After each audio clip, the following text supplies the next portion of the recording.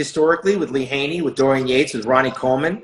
It's lights out from the back, that back double bicep. Phil owns that with everyone on stage next to him, including Brandon.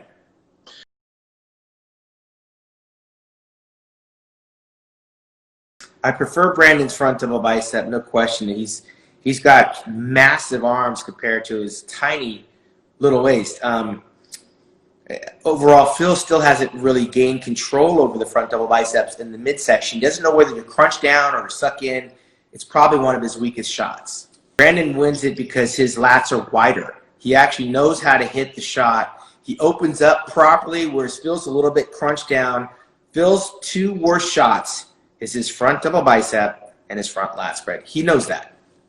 Phil gets the side chest simply because I think from the side he has a three-dimensional look. The shoulders, the bicep, tricep, the hamstrings, the quad, it all pops. His skin is thinner than Brandon's as well, so you see a little bit more fibrous separation when he's actually hitting that pose. Although I know it's a back lat spread and Brandon is much wider, you got to go from the calves and work your way up. And the first things I see when I look at Phil Heath from the back is those diamond-shaped calves, those accordion-type hamstrings that are separated, which Brandon does not have, the tight glutes that have some separation, peekaboo separation.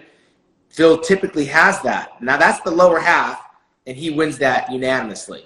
Now we get up to the upper half, and while Phil's not blown away and overwhelmingly wide like Brandon is, Phil's comparable because his condition shows you some things on his back lat spread that Brandon's width does not have because his skin is a little bit thicker.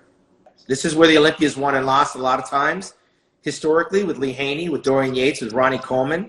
It's lights out from the back, that back double bicep. Phil owns that with everyone on stage next to him, including Brandon. If his stomach is in accordance with the rest of his physique, he's good to go. His last two Olympias, not so much, because it definitely takes away from the side tricep pose.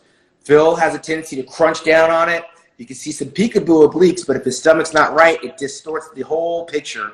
His hamstrings pop, his quadriceps are separated, his delts are round, his arms are full. It's a great shot for Phil if the stomach has been corrected.